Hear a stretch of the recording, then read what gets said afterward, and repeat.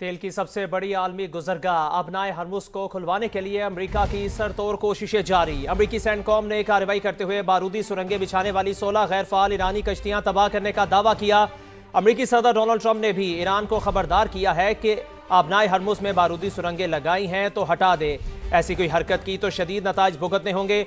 अमेरिकी वजीर जंग पीट हेक्सेथ ने भी सख्त पैगाम दिया, कहा ईरान को अबनाए हरमुज को यरगमाल बनाने नहीं देंगे।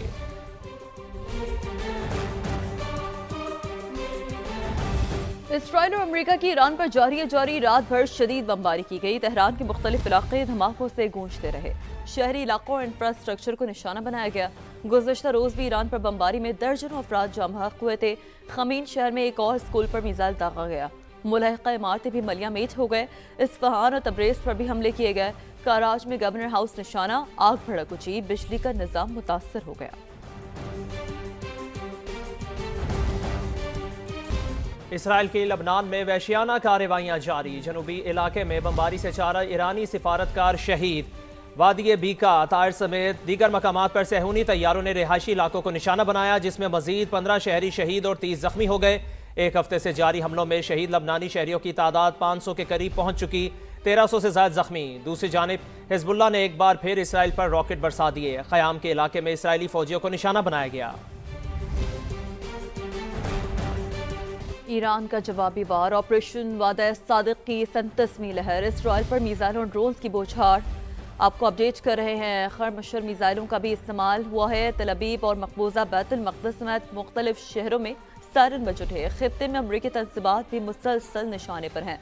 बगदाद एयरपोर्ट के करीब अमरीकी सफारत खाने पर मिसाइल हमला किया गया, आग भड़क उठी। सऊदी अरब ने सुल्तान एयरबेस की तरफ आने वाले 6 बैलिस्टिक मिसाइल तबाह करने का दावा किया। मुत्तहिदा अरब अमारात ने भी ड्रोन हमले नाकाम बनाए। ईरानी ड्रोन ने उर्दन और कुवैत को भी हिट किया। खबर एजेंसी के मुताबिक जंग शुरू होने से पहले अब तक 150 अमरीकी फौजी जख्मी हो चुके हैं, 8 शदीद जख्मी हैं। अमरीकी सेंटकॉम 8 फौजियों की हलाकत की तस्दीक कर चुका है। ईरान पर हमले के अहदाफ हासिल ना होने पर सदर ट्रंप बौखला गए। पे दर पे मुतज़ाद बयानात के बाद हमले की जिम्मेदारी भी अपने दामाद समेत 3 अमरीकी अहदेदारों पर डाल दी। फ्लोरिडा में प्रेस कॉन्फ्रेंस करते हुए डोनाल्ड ट्रंप ने कहा, स्टीव विटकॉफ, जैरेड कश्नर और पीट हेक्सेथ की गुफ्तगू से उन्हें ऐसा लगा कि ईरान अमरीका पर हमला करने जा रहा है। अगर अमरीका हमला ना करता तो ईरान कर देता। ताज़ा बयान में सदर ट्रंप ने कहा, ईरान के खिलाफ जंग खत्म होने वाली है। अमरीकी सदर ने तेहरान के साथ बातचीत का इंदिया भी दिया। हरमुज बंद रखने पर ईरान को पहले से 20 गुना ज्यादा सख्त जवाब देने की भी धमकी दी डाली। अमेरिका ने ईरान के ज़ेरे ज़मीन मिसाइल साइट्स पर 2000 पाउंड वजनी बम गिराए। सदर ट्रंप को यकीन है जल्द अहदाफ हासिल कर लिए जाएंगे। जब अहदाफ हासिल हो जाएंगे तो तेल की कीमतें कम हो जाएंगी। तर्जमान व्हाइट हाउस कैरोलाइन लिविट्ज की न्यूज़ ब्रीफिंग, कहा सदर ट्रंप और तवानाई की टीम आलमी मंडियों पर गहरी नजर रखे हुए है। अमरीकी फौज ईरान की मिसाइल तंसीबात के खिलाफ कार्रवाई कर रही है। कार्रवाइयां इस वक्त तक और उस वक्त तक जारी रहेंगी जब तक ईरान गैर मशरूत तौर पर हथियार न डाल दे। व्हाइट हाउस तर्जमान ने बताया है कि अमरीका ने अबना हरमुज में अभी तक किसी जहाज की मदद नहीं की। सदर ट्रंप अबना हरमुज से तेल की आजादाना तरसील के लिए पुरआज़्म है। अमेरिका और इसराइल के ईरानी शहरियों पर हमले जंगी जुर्म है। अक़वाम मुत्तहिदा ईरान के खिलाफ जारी जंग रुकवाए। ईरानी मंदूब आमिर सईद का मुतालिबा, का ईरान अपने अवाम, सरजमीन और आज़ादी के दिफा के लिए हर ज़रूरी इक़दाम करेगा। उन्होंने बताया कि अमरीकी और इसराइली हमलों में शहरियों और इंफ्रास्ट्रक्चर को निशाना बनाया जा रहा है।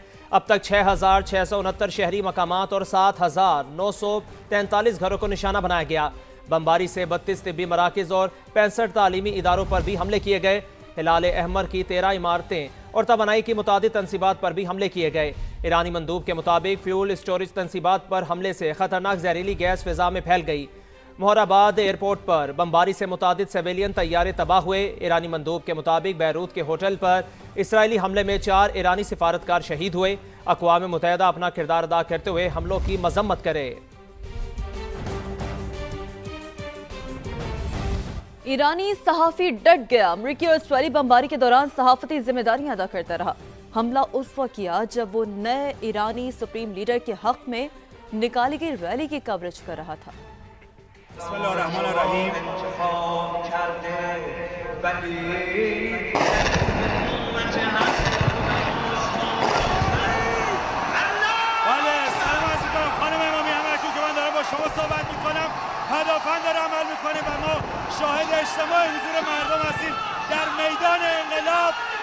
نترسیم، ما اینجاییم، ما اینجا هستیم، مردم اینجا هستن، حتی در مقابل پدافندها، در برابر موشک‌ها ایستادن مردم. مشرق وسطی میں جنگی صورتحال کے باعث پاکستان کو تیل کی خریداری اور شپنگ میں مشکلات کا سامنا۔ انڈسٹری ذرائع کا کہنا ہے عالمی شپنگ لائن سے جہازوں کی دستیابی کم ہے، تیل کی عالمی منڈی میں خریدار زیادہ ہیں، پریمیم بھی وصول کیا جا رہا ہے۔ پاکستان سے فضائی سفر کرنے والوں کے لیے بری خبر، ملک میں جیٹ فیول کی قیمت بڑھنے کے باعث ایئر لائنز نے کرایہ میں اضافہ کر دیا ہے۔ کراچی سے لاہور، اسلام آباد اور دیگر اسٹیشن کے لیے کرایہ میں اضافہ کیا گیا ہے۔ ذرائع کے مطابق ڈومیسٹک پروازوں پر 2800 5,000 روپے فی ٹکٹ کا اضافہ کر دیا گیا ہے، جبکہ بین الاقوامی پروازوں کے لیے 10 سے 28,000 روپے تک اضافہ کیا گیا ہے۔ پاکستان سے مشرق وسطی و وسط ایشیائی ملکوں کے لیے 15,000 اور پاکستان سے ٹورنٹو مینچسٹر پروازوں پر 28,000 تک فی ٹکٹ اضافہ کیا گیا ہے۔ ٹورنٹو مینچسٹر کی اکانومی کلاس کا یک طرفہ کرایہ 2.5 لاکھ روپے سے تجاوز کر گیا ہے۔ چند دن قبل پاکستان میں طیاروں کے جیٹ فیول کی قیمت میں 154 روپے فی لیٹر اضافہ کیا گیا تھا۔ تو انتہائی اہم خبر ہے ان کے لیے، پاکستان سے فضائی سفر کرنے والوں کے لیے بری خبر ہے۔ ملک میں جیٹ فیول کی قیمت بڑھنے کے باعث ایئر لائنز نے کرایہ میں اضافہ کر دیا ہے۔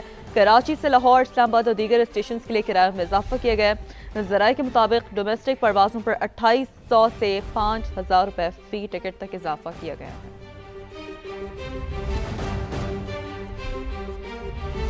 دبئی میں نئی عمارتوں کے حفاظتی قانون کی منظوری دے دی گئی۔ دبئی کے حکمران شیخ محمد بن راشد ال مکتوم نے قانون جاری کر دیا۔ عمارتوں کے حفاظتی قانون کے خلاف ورزی پر جرمانہ 2 ملین درہم تک ہوگا۔